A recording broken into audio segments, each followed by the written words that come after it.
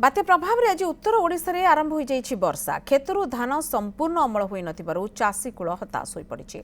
अर्धाधिक जमी रे धान कटा जाई नाही। जेउ खेतरे धान कटा जाइछि ताकू आनी पुंजी मारी जरी ढांकी चासी माने सुरक्षित अवस्था रे रखुतबार देखा जाउछि।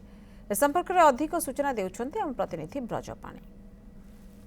ये जो बात्या प्रभाव में बर्तमान उत्तर ओडिशा और नीलगिरी अंचल बर्तमान आज दीपर पाखु प्रबल वर्षा आरंभ हो जाइए झिपिझिपि जो वर्षा हवा भितर आप देखिपे ये अंचल जो आदिवासी बहुल अंचल जो 70% लोक मैंने चाष उपर निर्भर करते परिवार गुजरण मेटाई था।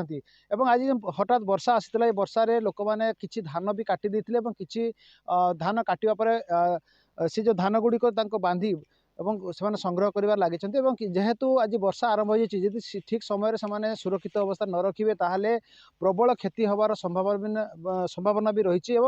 आम सीधा सड़क प्रतिक्रिया रखा ये तीन दिन धरी गोटे मेघुआ पाग आरंभ होता आज वर्षा पकेवा आरंभ हो गलानी।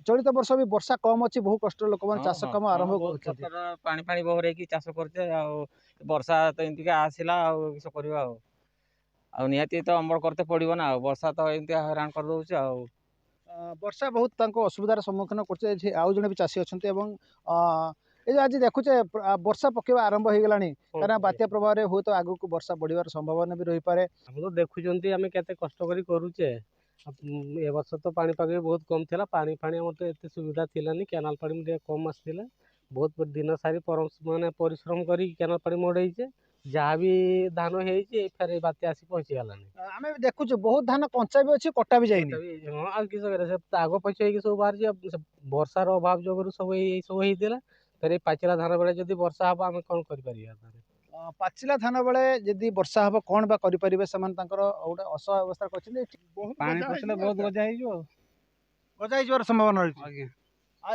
किमितिका स्टॉक रखुच्च रखुच्च किमितिका पॉलिथिन ढाकुड़े ना कौन किमितिका करेंगे ऊपर पॉलिथिन ढाकुड़िया संभव तो नहीं केते कष्ट रे वर्ष चलित वर्ष चाष